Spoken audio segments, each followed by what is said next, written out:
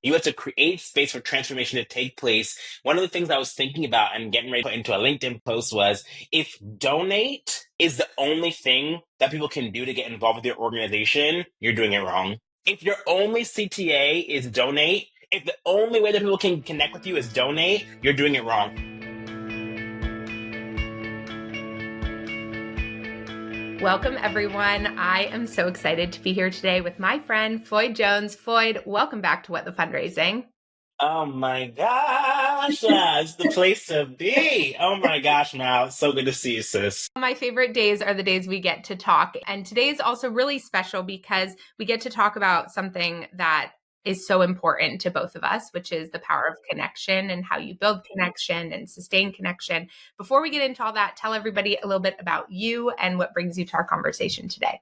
Yes, yes, yes. Y'all, my name is Floyd Jones. I'm a speaker, coach, and community builder. I truly believe in the power of people. I always say your people are your power, right? Your people are your power, and your people are your partners, not your piggy banks. Come on, somebody. And so that's the biggest thing that I always reinforce with organizations. How do you truly partner with them so you can grow for believers? I'm also the founder of Back Black. Together, collectively, we raised over $2 million for over 1,000 Black-led organizations, and we are just getting started. Oh my gosh. Okay. Well, I'm already remembering. So I quote Floyd a few times in my book, What the Fundraising. And the one thing when I was like putting your quotes into the book from past podcast episodes, I was like, I wish I could have a play button in here so they could hear him say this, because when you say those things, I just like feel them to my core. So before we talk about kind of like the nitty gritty around how you build connection, how do you think about connection? Like when you feel really connected to someone, what does that like feel like? The first word that comes to me is authenticity, and creating space where my authenticity and your authenticity, my truest self and your truest self can reside and can thrive. Like that is true and lasting connection. That's the power of connection. And I think a lot of times in today's society, we think about connection in terms of like, what's in it for me? Like, I'm only going to connect because it's a transactional connection. But we have seen over time that those transactional connections, they go like the seasons go. Okay. Like they change when the weather changes. They change when the day changes, right? But real deep lasting connection, transformational connection, that's what stays the test of time, right? And I think that the thing that always comes to me when in my work and also in the organization that I work with is how are you building for that lasting connection? Because that connection will keep you. How do you think about staying in connection through hard times?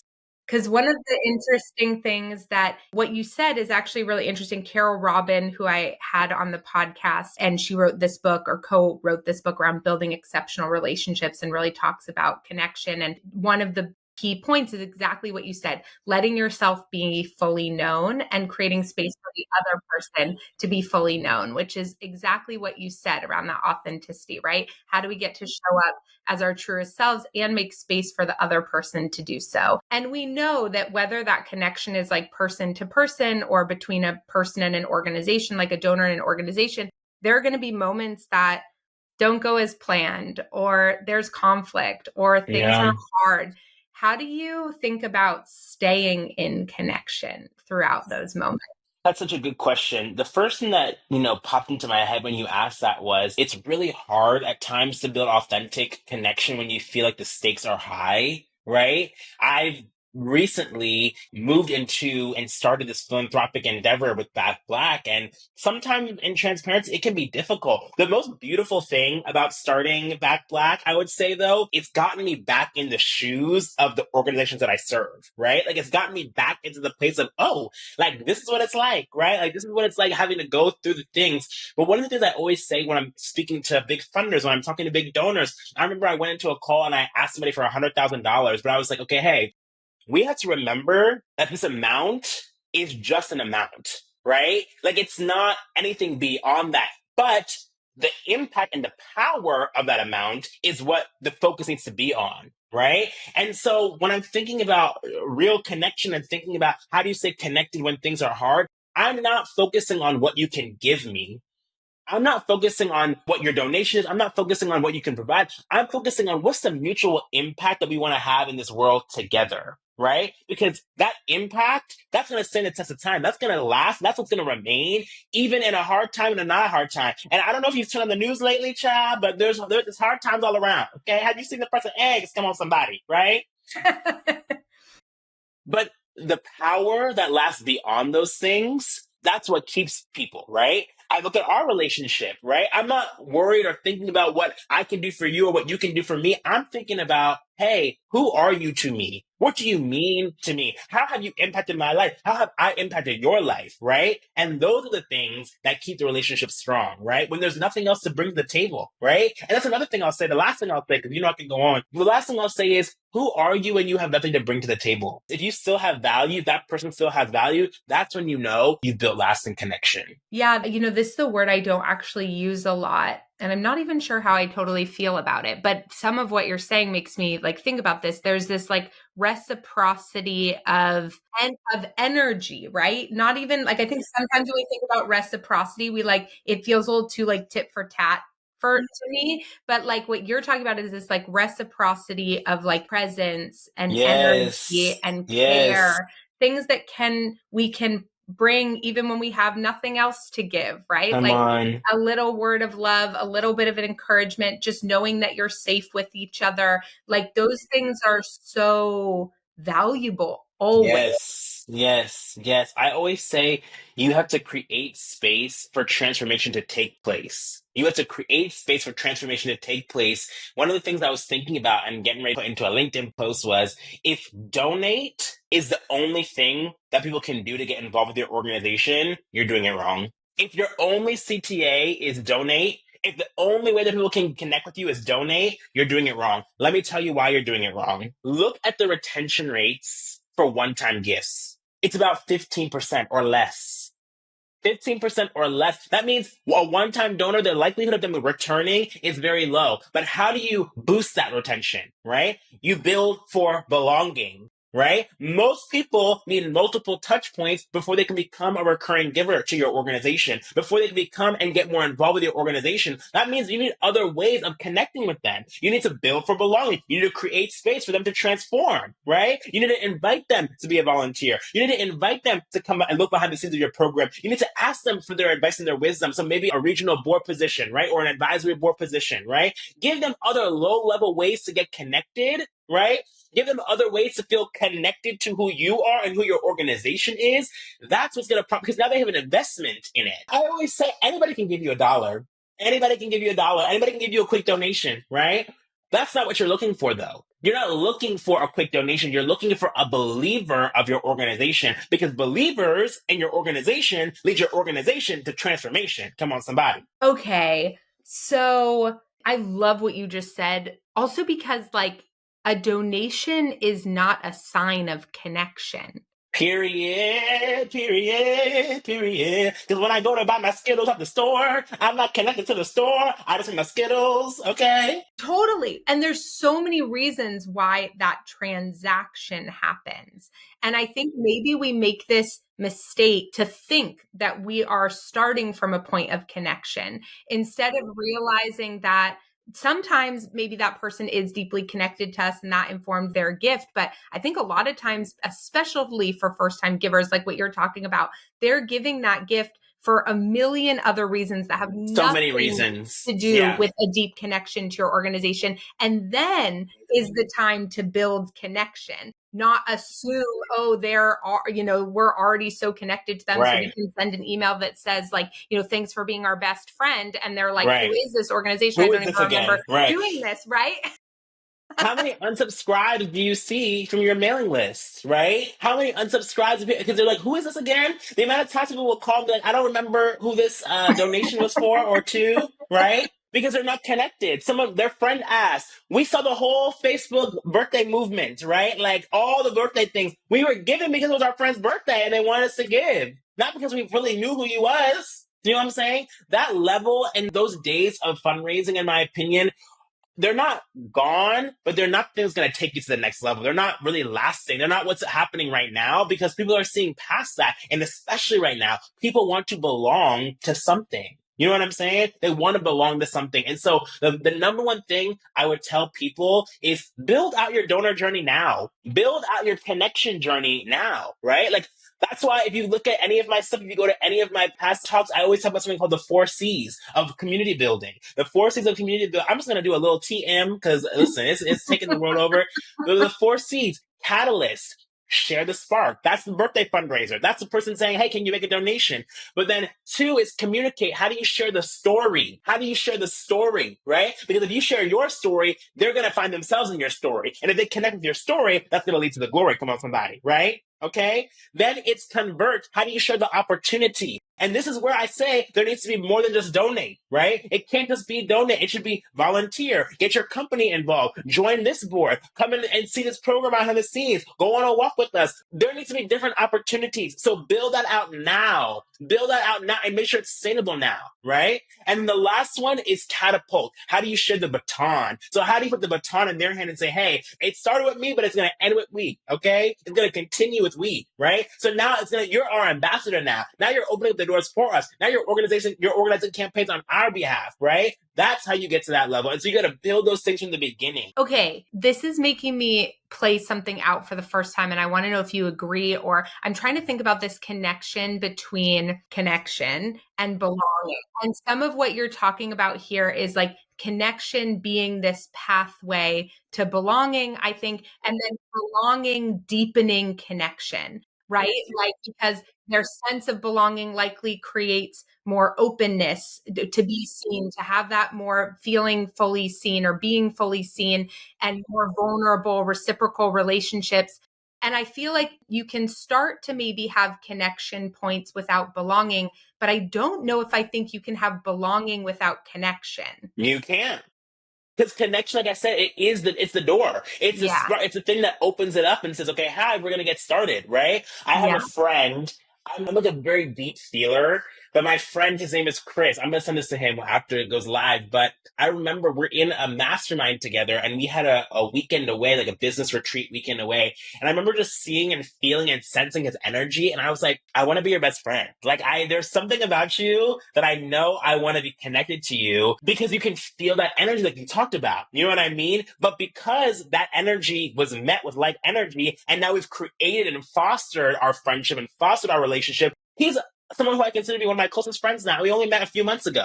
You know what I mean? But you just know. And when you're trying to build that connection with your organization, there are people who are going to be like, oh, I saw what you posted online. Oh, I saw that story that you posted. Oh, I'm engaged with what you're doing. I'm interested in how you're showing up in the world, right? Like that's the connection, right?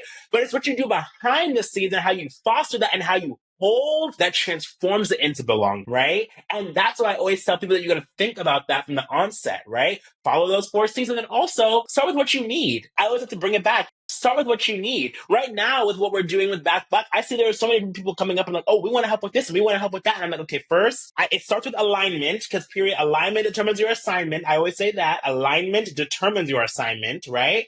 And I'm like, okay, let me get aligned here. Let me focus here. What's happening here? What's happening inside, right? And then once I figure that out, I'm like, okay, now where are we going next, right? Where are we going next with the organization? So you got to ask yourself, if you're an organization listening to this, what are the next key things that we're trying to do? What are we trying to accomplish? And who do I need to help me get there? Right? And then when people show up, now you can say, oh, I actually do need you to be right here. Or I actually do need you to be in this space. Right? And then also the last thing I'll say is be open, right? It's not a relationship if it's only one way. So if the organization's like, okay, you can only do A, B, and C. I remember one example I'll give and then I'll stop talking. We had a $5,000 board give-get requirement for the organization I used to work for. And I always tell the board members, $5,000, like, in the beginning, I was like, I'm ready for the check. Like, tell me when, we take ACH. We take ACH back. And I remember one board member, he was like, okay, yeah, but I want to launch a soccer tournament. And I was like, a check would be easier. It would be a lot easier and faster. There's that sun. I don't have to get sunburned, Let's grass. But he was like, no, like this is going to be the way that we're going to get our employees involved and they're going to be able to be volunteers. And I was like, oh, okay, let's just try it. Let's see what happens. That year, that soccer tournament raised $10,000. And then they came back again the following year and raised over $20,000. And then they came back the following year and raised over $30,000.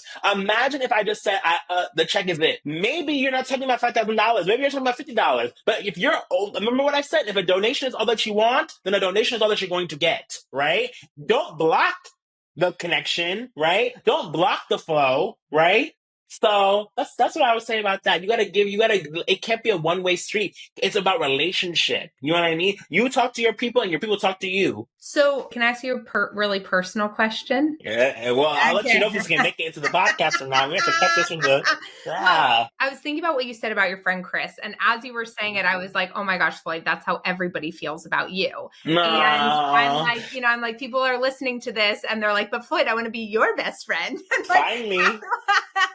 But I know, and like you and I have talked about this, like how sometimes overwhelming or like uncertain it can be in the world when you are visible and you are being your authentic self visibly, then the level of, I don't know, tenderness it creates sometimes in trying to figure out how to connect with other people. And something I've experienced a lot recently is like getting on calls where people feel connected to me and I don't know them yet. And I'm like, okay, how do you build connection in this type of dynamic where they're already feeling that, which I love, and I don't know them yet, right? And I'm trying to figure that piece out. And I'm just curious, like, I don't know how you stay open or how you think about boundaries related.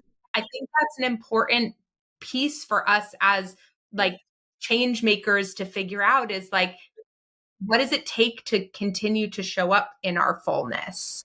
And I don't know if you feel this way, but like I also feel like because we show up like on social and all these different things, I feel like it's like sometimes people might say they have like constant access to us in a way. And it's like that's something that I care about. And I'm like, my DMs are open, like message me, like, let's go. But then it's also like understanding what I need too. And I think, and also this for anybody in their organization, okay, maybe you don't have a platform, quote unquote, like we do or whatever, but it's like you have your own platform wherever you're at, right?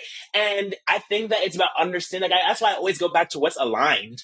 You know what I mean? Like every single morning I wake up and I journal when the rest of the house is quiet and sleeping because I need to hear. I need to hear. You need to hear so the path can become clear. Come on, somebody. You need to hear the path. And then that way, the people who show up, some of them could be divine blessings. I've had so many people show up and I'm like, oh my God, where have you been all my life? I've been praying for someone like you. Thank you.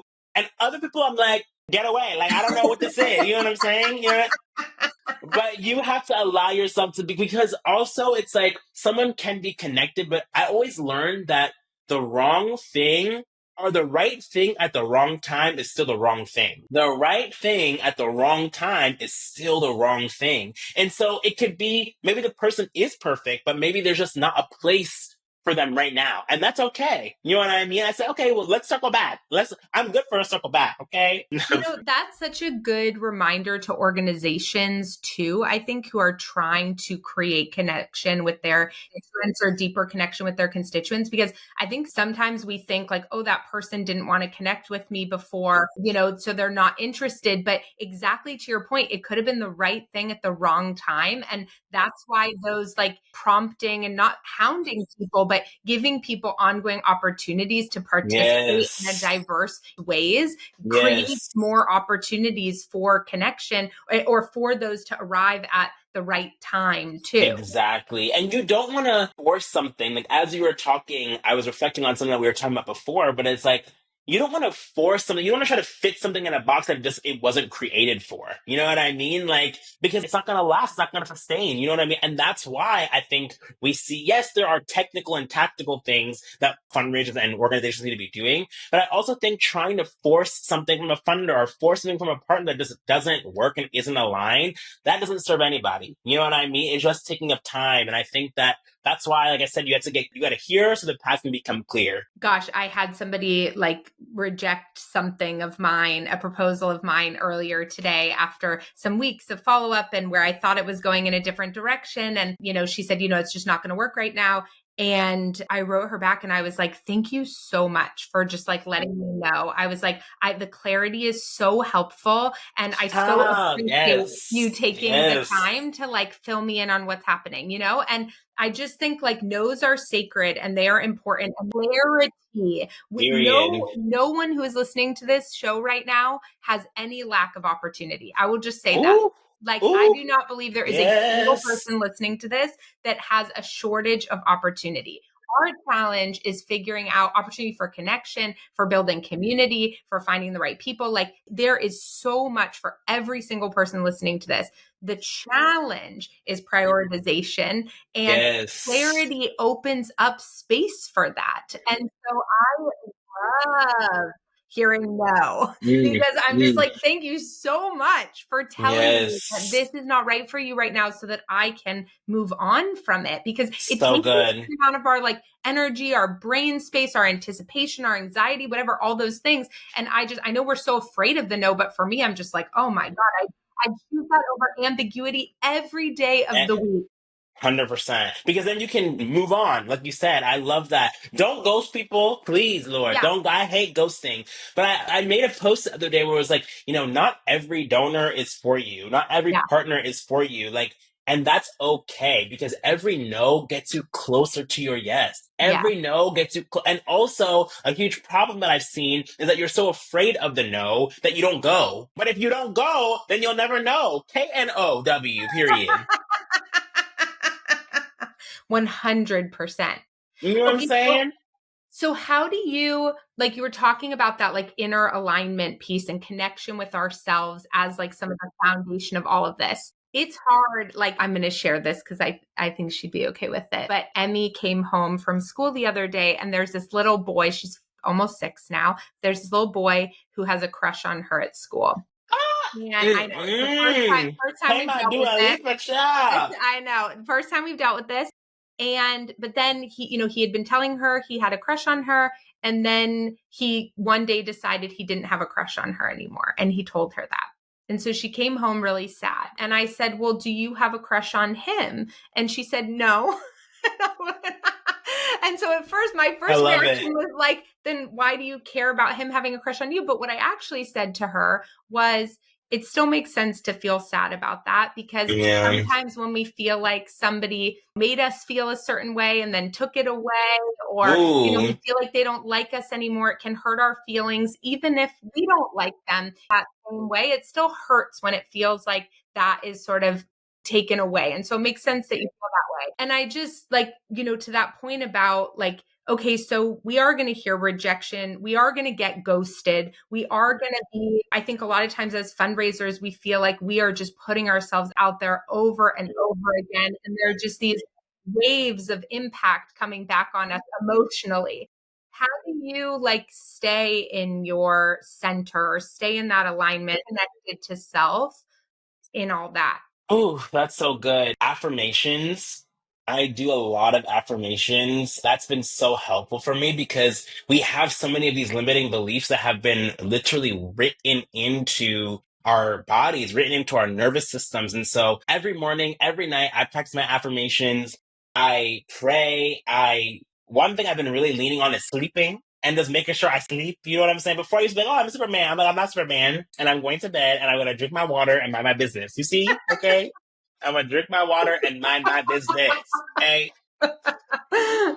But you got to take care of your vessel. You got to take care of and I know we always say that, but this year I actually started cutting out sugar. I started, cutting out bread. I stopped drinking alcohol. I just was like, this is what I need for me to make sure that I am my fullest self because I've gotten so clear on why I am here.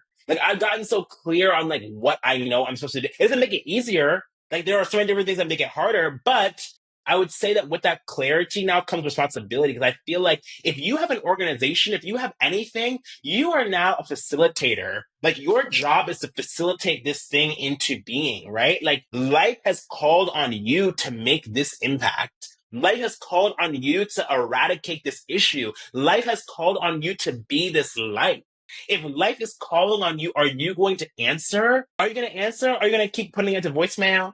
Are you going to keep saying, I will call me back later? You know what I'm saying? No, I decided that I'm going to answer the call on my life. And with that means I have to take care of my life. You know what I'm saying? So that has put a whole different perspective on things for me. Okay, that's so good. And I'm not as good about sleep. I'm like, oh, yeah, babies. But, True. True. I'm not there in my but, life, so. but like I stopped drinking alcohol. I'm almost at my year mark. And I had sort of a similar experience. I didn't have an quote unquote issue with alcohol at all, but I started to, I think, understand what my best self felt like. Yes, yes, and yes, and I started to yes. know that person and appreciate that person and want to be that person. And then what I found was that the day after even having a few sips of wine, I wasn't completely that person. Something about, and same thing, I mean, I have an autoimmune disease, so there's all these things I can't eat anyways, but like same thing with like keeping up with that stuff. And that whole piece, like there are plenty of things I don't do that I quote unquote should be doing in terms of exercise and sleep and stuff like that I'm always working to improve. But I do think like there is this piece of like self-knowing and self-appreciation helps us find our non-negotiables around what. And for some people, like for Ryan, for my husband, it's exercise, right? Like I am just not the same person if I am not working out and doing this type of Right, workout. And so we all have to find whatever those things are for us. But I right, love right, you right. sharing your list because I think it's such an important part of this process. And also, the thing that kept coming to my head was if you aren't the fullest version of yourself, then what version is someone connecting with? Like, we're talking all about connection, but if you aren't you, who am I getting when I'm trying to connect? You know what I mean? And we wonder why certain things aren't in alignment. And I'm like, well, you weren't in alignment. So who are they trying to connect with? You know what I'm saying? Totally. And Totally. so when you talked about knowing and feeling your best, I'm like, ooh, that's so good because of the work that we're trying to do. We can't authentically connect if we're not authentically connected to ourselves. And maybe that is, like why it's so interesting because I think about that. And 10, 15 years ago, like I was not connected to myself, right? I was sort of like this shell of Always playing myself. catch up. Always playing Yeah. catch up. And I think deeply desiring connection, but not realizing that that lived inside of me. Come on, it lives in me. Yeah, yeah, it lives in me. Come on now. Yes. And I think we look, when we hear words like connection, belonging, we see them, we think outside of us, right? We're like, connection lives outside of me in relationship to another person. And it's not that it doesn't in some ways, but it can't start there. Like there's Yes. nothing to connect to then. Exactly. That's such an important point, I think, for an individual and an organization. If you want to build an organization that connects with your people, you have to know who you are as an organization, Period. what you Oof. stand for, how you show up, how you do things, because otherwise, who are they connecting with? A word, a word. You know, the other day, we're hiring right now at Back Black, and I was going through the hiring process, and I just was realizing someone sent me the most beautiful note. We ended up not hiring them, but they sent me the most beautiful note saying, "Thank you for this experience." Like, I learned so much about myself throughout this hiring process, and I was like, "Oh my God, like that's my only wish. Like, I want to care for somebody from start to finish." I'm like, even if you don't end up working here, I want to make sure that you know that your contribution was valued. Like, we only offer paid tests. Like, if you make it to the round where you're doing a test, you're being paid for your time. I'm actually going to read and review every single aspect of it and point out the things that were good, point out the things that I feel like weren't aligned. I'm going to communicate with you from start to finish. You know what I mean? And then I was like, oh, now I know my hiring values. And I started making a list of here are the things that we value in our organization when we hire. You know what I mean? I'm like, no one is ghosted. Everyone will get a response. You know what I mean? Like, there's little things throughout that show the dynamic of your company and show the dynamic of your organization. Like, all those things really, really matter. And it has to be an overflow from the top. And if the top of the organization isn't together, because child, we know we all been there sometimes, what are your personal values? Because you can dictate how you show up. You can dictate how you show up. I've been in many a work environment where I didn't agree with everything else going on, but I knew who I was and I knew how I was going to show up. You know what I'm saying? And so if you don't know your values lead you to your victory. Oh my God. We just need like a quote Rolodex or something. The show notes for this should just be all Floyd quotes, like all Floydisms. And it's just like list all the Floydisms. Okay, Come well, on. this is just a little teaser because you're going to be talking all about connection at the Donor Perfect Community Conference, which I I'm have the so honor of excited. hosting the first week of June. And so I'm so thrilled that we get to dive into this again together there. Thank you so much for all your time, your wisdom. Tell folks where they can go to connect with you. We'll make sure the Donor Perfect sign up link is in the show notes too, so you can come to our next hang and be there with us live. But yeah, tell them where they can go to connect with you. Yes, let's go to floydjones.co, floydjones.co, or you can find me on all the socials at The Floyd Jones. There you'll find all the info about Back Black, my coaching, speaking, all the things. Amazing. Thank you so much, my friend. Thank you so much, Mal.